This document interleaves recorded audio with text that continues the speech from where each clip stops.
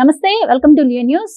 ఆంధ్రప్రదేశ్ రాష్ట్రంలో జగన్మోహన్ రెడ్డి అవినీతి అక్రమాలు రోజుకొకటి బయటపడుతున్న వేళ దీనిపై షర్మిల ఘాటుగానే స్పందిస్తూ ఉన్నారు. ఏ అంశం బయటకు వచ్చినా కూడా ఆవిడ వెంటనే ప్రెస్ మీట్ పెట్టి రియాక్ట్ అవుతున్న పరిస్థితి. ఇక తాజాగా కాకినాడ పోర్ట్ అంశంపై కూడా ఆవిడ స్పందించడం జరిగింది.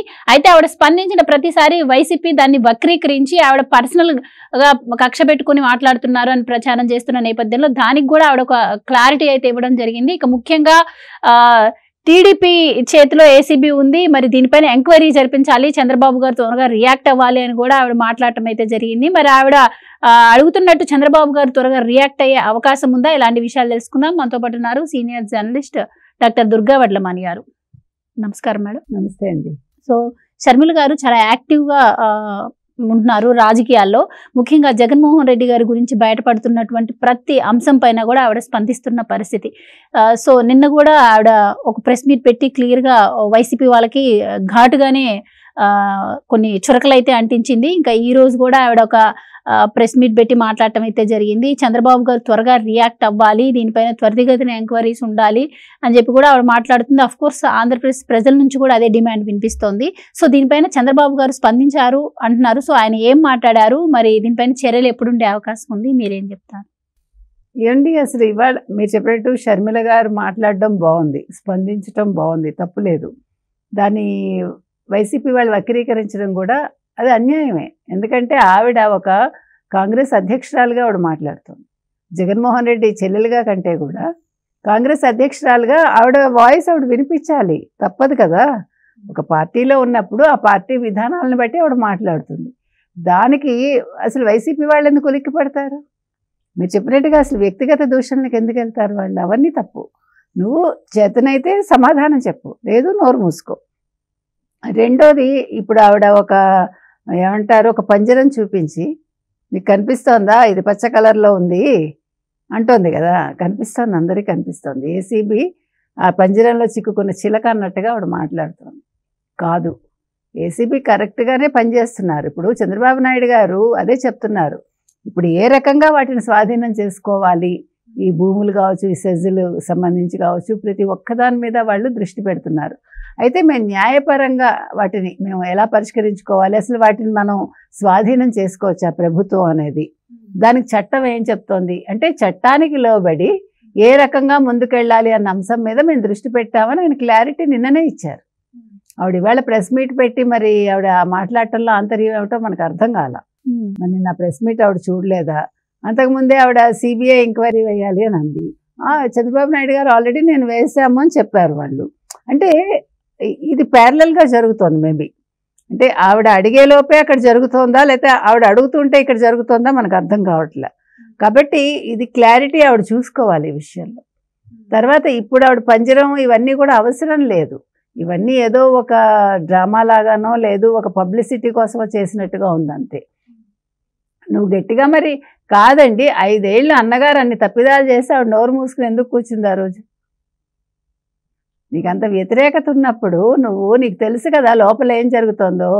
ఇప్పుడు కూడా ఆవిడ అంది కదా ఇవాళ, మీరు చూసారో లేదో, నేను వదినమ్మ చెప్పుతో కొడుతుంది భారతీరెడ్డి, నీ రహస్యాలన్నీ బయట పెట్టినా అంటావు. అది నేను అనేది. మరి నువ్వు ఆ రోజే బయటకు వచ్చి ఉంటే ఇంత దూరం వచ్చి ఉండేది కాదేమో.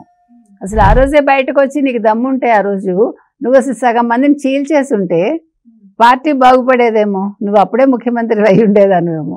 ఎందుకు అనిపిస్తుంది మనకు అట్లాగా ఈ సిచ్యువేషన్స్ అన్నీ చూస్తూ ఉంటే. ఇవిడికి అంత లోతుగా అన్ని విషయాలు అర్థమైనప్పుడు ఈరోజు చంద్రబాబు నాయుడిని నువ్వు ప్రశ్నించడం కాదు, ఇవి రద్దు చేసుకోలేరా అని అడుగుతోంది. ఈరోజు కరెంటు ఛార్జీలు పెరిగిపోతాయి, 25 ఏళ్లకు వాళ్ళు చేసుకున్నారు, అది అందరికీ తెలుసు. చంద్రబాబు నాయుడు గారు తెలియక ఇప్పుడు రద్దు చేసుకుంటే 2,900 కోట్లు వెనక్కి కట్టాలి. ఆ విషయం నువ్వు మాట్లాడు షర్మిల అంటున్నాం మనం.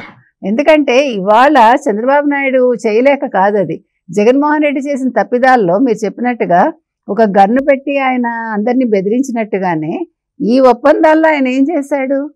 ₹2.49 నేను విద్యుత్ కొనుగోలు చేశాను మీకు ఇస్తున్నాను అంటున్నాడు. 1,750 కోట్లు తీసుకున్నాడు. ఈ విద్యుత్ ఒప్పందాన్ని రద్దు చేసుకుంటే నేను మీకు 2,900 కోట్లు నేను కడతానని అక్కడ సంతకం చేశాడు.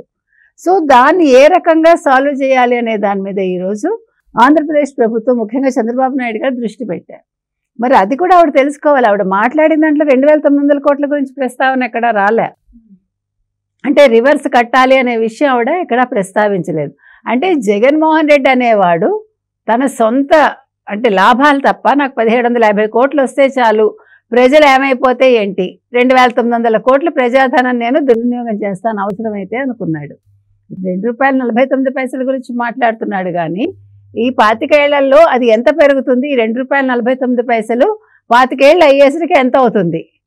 చంద్రబాబు నాయుడు గారు ₹6 చేశారంటున్నారు. ఆవిడ కూడా క్లియర్ గా చెప్పారు, ఒకప్పుడు జగన్మోహన్ రెడ్డి లాంగ్ టర్మ్ ఒప్పందాలు వద్దు అన్న వ్యక్తి మరి ఆయన ఎలా చేసుకున్నాడు అదానితో, ఇదంతా మరి అంటే దోపిడీ కాదా అని చెప్పి అదే చెప్తున్నామండి. కరెక్టే. ఇప్పుడు జగన్మోహన్ రెడ్డి చెప్పేదానికి చేసేదానికి ఎక్కడ ఎప్పుడూ పొంతన ఉండదు. ఇప్పుడు మీరు అలా అనుకుంటే మనకి అంతకుముందు చంద్రబాబు నాయుడు గారికి ముందు 2012లో ఆ టైంలో ఎంత ఉంది? ₹12 ఉంది మీకు విద్యుత్ ధర. దాన్ని చంద్రబాబు నాయుడు గారు వచ్చాక ₹6 చేశారు. సగానికి సగం తగ్గించి సోలార్ ప్యానెల్స్ పెట్టించి సోలార్ ఎనర్జీని అయినా ఉత్పత్తి చేయడం ప్రారంభించమన్నారు. కాబట్టి అది మాట్లాడటం లేదుగా జగన్మోహన్ రెడ్డి. మా నాన్న హయాంలో జరిగింది ఈయన తగ్గించారు అని చెప్పట్లా. నేను ₹2.49 చేశాను అంటున్నాడు. నువ్వు ₹2.49 చేసి లాంగ్ రన్లో దాన్ని ఎంత పెంచుతావు, ఎన్ని విడతలుగా పెంచుతావు అనేది నువ్వు ఎక్కడా మెన్షన్ చేయట్లా. కాబట్టి ఇవాళ షర్మిల మాట్లాడిన దాంట్లో మనం తప్పు పట్టట్లా, కానీ ఏం జరుగుతుందో తెలుసుకోమంటున్నాం. చంద్రబాబు నాయుడు గారు దృష్టి పెట్టారా లేదా, చంద్రబాబు నాయుడు గారు దాని మీద ఎటువంటి చర్యలు తీసుకోవాలనుకుంటున్నారు, ఏదైనా కూడా ఒక విధానానికి అనుసరించి అంటే ఒక చట్టానికి లోబడి దాన్ని ఏ రకంగా మనం స్వాధీనం చేసుకోవచ్చు. అంటే మనం ఇప్పుడు తొందరపడి మనం దాన్ని రద్దు చేసుకున్నాం అనుకోండి, మనం డబ్బు కట్టాలి కదా.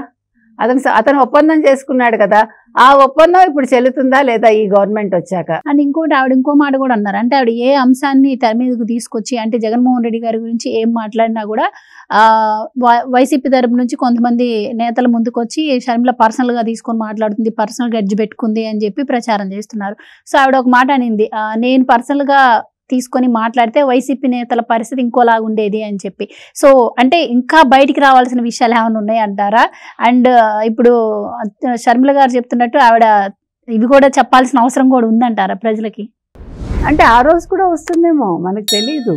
ఇప్పుడు మీరు రెచ్చగొట్టే కొద్దీ ఏమవుతుందండి, మీరు ఒక మనిషిని కించపరుస్తూ లేదు ఆవిడని రెచ్చగొట్టే వ్యాఖ్యలు చేశారనుకోండి, మొహం ఎవరిది పగులుతుంది? మాట్లాడిన వాళ్ళందరివి పగులుతుందిగా.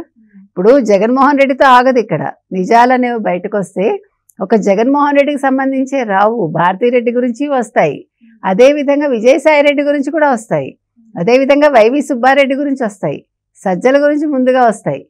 ఇలా ఒక్కొక్కళ్ళవి అమ్మాయికి తెలియకుండా ఉండవు కదా. షర్మిలకి మొత్తం ప్రతివాడి హిస్టరీ చేతిలో ఉంటుంది. ఎందుకంటే ఆవిడ మొదటి నుంచి రాజకీయాల్లో ఆవిడ ఉంది కదా, పరోక్షంగా ఉన్నా కూడా. ముఖ్యంగా పాదయాత్ర చేసింది ఆవిడ. పాదయాత్ర చేసినప్పుడు ఈ సోకాళ్ళు వాళ్ళందరూ ఆవిడకి హెల్ప్ చేశారుగా, ఆవిడతో వెన్నంటున్నారుగా. తర్వాత కదా వదిలేశారు. ఇప్పుడు ఆయన ముఖ్యమంత్రి అయ్యాక ఈవిడిని పక్కకు పెట్టారుగా. అంతవరకు ఆవిడతో అందరూ ఉన్నట్టే కదా. సో ఇన్ అండ్ అవుట్ ఆవిడకి తెలుసు. కాబట్టి ఇవాళ వైసీపీ నేతలు ఒక మాట మాట్లాడే ముందు ఒళ్ళు దగ్గర పెట్టుకుని మాట్లాడాలి. ఇది మళ్ళీ రేపు పొద్దున మనకు తగులుతుందా ఈ ఉండేలు దెబ్బ, ఈ షర్మిల అనే ఉండేలు మనకు తగులుతుందా అని వాళ్ళు ఆలోచించాలి. అక్కడ అన్నగారి బాణం వెనక్కి ఎలా వెళ్ళిందో ఇక్కడ ఈ మాటల దెబ్బలు మళ్ళీ వాళ్ళకే తగులుతాయి. ఇది వీళ్ళు గమనించుకోవాలి. కాబట్టి తొందరపడి షర్మిలను అనొద్దు వీళ్ళు. అంటే ఏదో జగన్మోహన్ రెడ్డి కోసం మనం మాట్లాడేస్తున్నాము, జగన్మోహన్ రెడ్డిని మనం సమర్థిస్తున్నాం అనుకుంటున్నారు. కానీ ఆ సమర్థన వెనకాల అది మనకి తగులుతుంది, రేపు పొద్దున మన మొహాలు కూడా పగులుతాయి, మన గురించి నిజాలు బయటకు వస్తాయని వాళ్ళు ఆలోచించుకోవట్లే. సో ఇంక మీదట వైసీపీ వాళ్ళు షర్మిలను ఏదైనా అనే ముందు 1-2 సార్లు ఆలోచించుకుని అంటే బెటర్ అని మనం చెప్తున్నాం. Right madam, thank you so much. Please subscribe to Leo news for more videos.